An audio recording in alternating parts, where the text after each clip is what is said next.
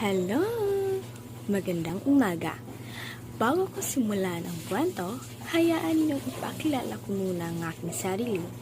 Ako nga pala si Vanessa Citerion at ang pamagat ng aking kwento ay ang liwanag sa kubo ni Aling Rosa.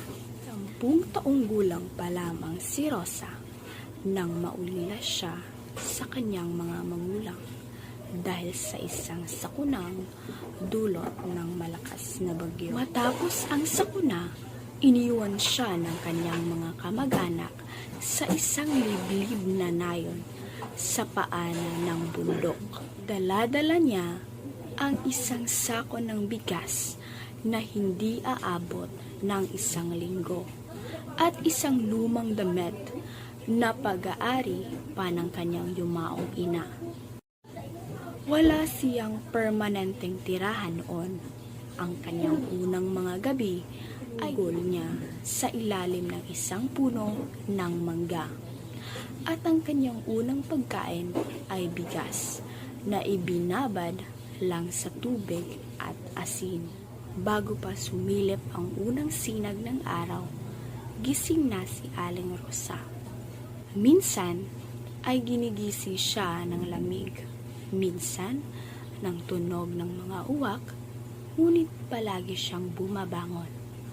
Trabaho siya sa bukid habang basa ng hamog ang kanyang mga paa. Pagkatapos, ay lilipat sa bahay ng mga mayayaman upang siya ng mga prutas sa palengke, mga saging, mangga, at kaunting bayabas. Kahit sa inat ng araw, o sa pagbuhos ng ulan. Isang araw, habang siya'y naglalako ng prutas, nakilala niya si Mang Tomas, isang matandang negosyante. Nakilala sa bayan sa kanyang tindahan ng bigas at abuno. Napansin nito ang kanyang kasipagan, lalo na nang makita nitong kahit madilim na ang paligid ay patuloy pa rin siyang naglalako, dala ang natitirang saging. Lumapit si Mang Tomas at inalok siyang tumulong sa kanyang tindahan. Sa una, nag-alinlangan si Aling Rosa, ngunit tinanggap niya rin ang alok. Isang desisyong magbabago sa kanyang buhay. Lamang pagtatrabaho ang itinuro ni Mang Tomas. Binigyan siya ng mga aklat. Tinuruan siyang magbasa, magsulat at magbilang. Kagabi, matapos ang buong araw ng pagod, nagpupuyat si Rosa upang mag-aral. Mahirap para sa kanya ang pagbasa. Mabagal, maraming mali, ngunit hindi siya sumuko. Araw-araw ay may bagong kaalaman siyang natututunan. At unting-unting gumagaan ang kanyang pananaw sa buhay. Matapos ang buong araw ng pagod, sa tulong ni Mang Tomas, nakapagtayo siya ng maliit na tindahan ng prutas na una niyang itinayo sa gilid ng palengke. Siya na rin ang naging tagapamahala nito.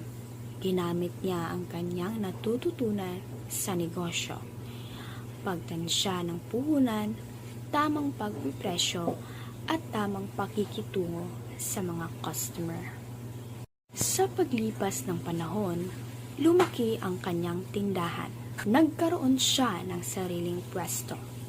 Sumunod ay nagdagdag siya ng bigas na una niyang itinayo sa gilid ng palengke.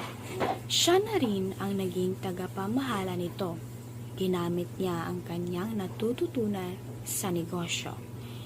Pagtansya ng puhunan, tamang pagpipresyo at tamang pakikitungo sa mga customer. Sa paglipas ng panahon, lumaki ang kanyang tindahan. Nagkaroon siya ng sariling pwesto. Sumunod ay nagdagdag siya ng bigas na una niyang itinayo sa gilid ng palengke. Siya na rin ang naging tagapamahala nito. Ginamit niya ang kanyang natututunan sa negosyo. Pagtansya ng puhunan, tamang pagpipresyo at tamang pakikitungo sa mga customer. Sa paglipas ng panahon, lumaki ang kanyang tindahan. Nagkaroon siya ng sariling pwesto. Sumunod ay nagdagdag siya ng bigas, dilata at gulay na una niyang itinayo sa gilid ng palengke. Siya na rin ang naging tagapamahala nito.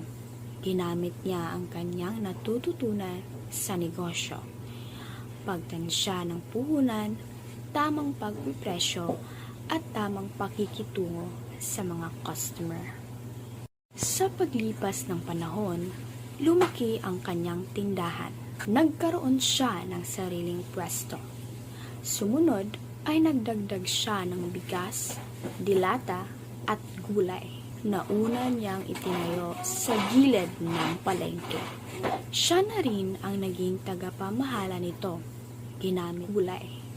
Hanggang isang araw, may sarili na siyang tindahan na may tatak, Kubo ni Rosa, supermarket. Ngunit, sa kabila ng kanyang tagumpay, hindi niya kailanman nakalimutan ang kanyang pinagmulan. Isa itong paalala na sa kabila ng lahat ng hirap at ang liwanag ay laging may daan papasok sa puso ng taong hindi sumusuko. At doon nagtatapos ang ating kwento.